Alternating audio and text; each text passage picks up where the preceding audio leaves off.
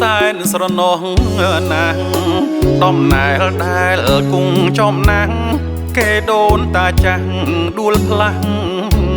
ដល់អីចោសៀមគ្មានសិលជាតិសាំងថ្មិលអនដេរថៃប្រហើនហួហ៊ានប្រឡាយគេគប់ទ្របថ្លៃកូនខ្មែរខំថា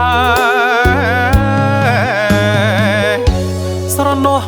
កុមាររត់ឆ្លាប្រសាចញ័រជួយដីគ្នាភ័យខ្លាចអំបែងបោះបាចប្រសាចក្បែរខានរៀនខានសូត្រភាសឹករត់តាមពុកម៉ែបាញ់ផ្លោងបំផ្លាញវត្តខ្មែរសាលារៀនស្ពានដែរភូមិខ្មែរច្រើនណាស់ខ្មែរធ្លាប់កំសត់មកជាច្រើនសតវត្សហើយឥឡូវបដូរហើយមិនបណ្ដោយឲ្យធ្វើផ្ដេងផ្ដាំងមេរៀនរាប់រ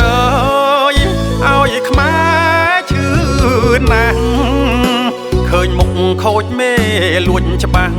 ដូចមុនបានដាងខ្មែរផ្លាស់ងើបឈរទឹកភ្នែកស្រអែងស្ដែងប្រាប់ចិត្តស្ដាយចិត្តឈឺក្រហល់ក្រហាយទាំងចិត្តទាំងកាយคล้ายរឹងដូចថ្មសាមគ្គីរួមគ្នាជាធ្លុងមូលផ្ដុំគំត្រដែលជោធបដី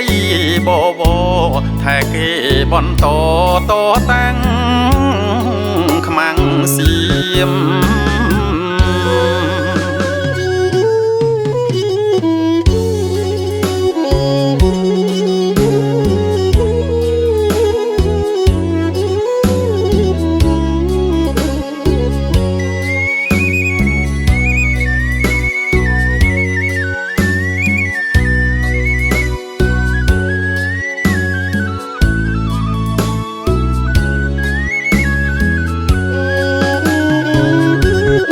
ធ្លាប់កំសត់មកជាច្រើនសតវត្សហើយឥឡូវបដូរហើយមិនបណ្ដោយឲ្យធ្វើផ្ដេងផ្ដាំងមេរៀនរាប់រយឲ្យខ្មែរឈឺណាស់ឃើញមុខខូចមេលួចច្បាំងដូចមុនបានដាងខ្មែរផ្លាស់ងើបឈរទឹកភ្នែកស្រអែងស្ដែងប្រាប់ចិត្តស្ដាយចិត្តឈឺក្រហល់ក្រហាយទាំងចិត្តទាំងកាយคล้ายរឹងដូចថ្មសាមគ្គីរួមគ្នាជាធ្លុងមូលផ្ដុំគំត្រដែលជោធបដីបវថែគេបន្តតតាំង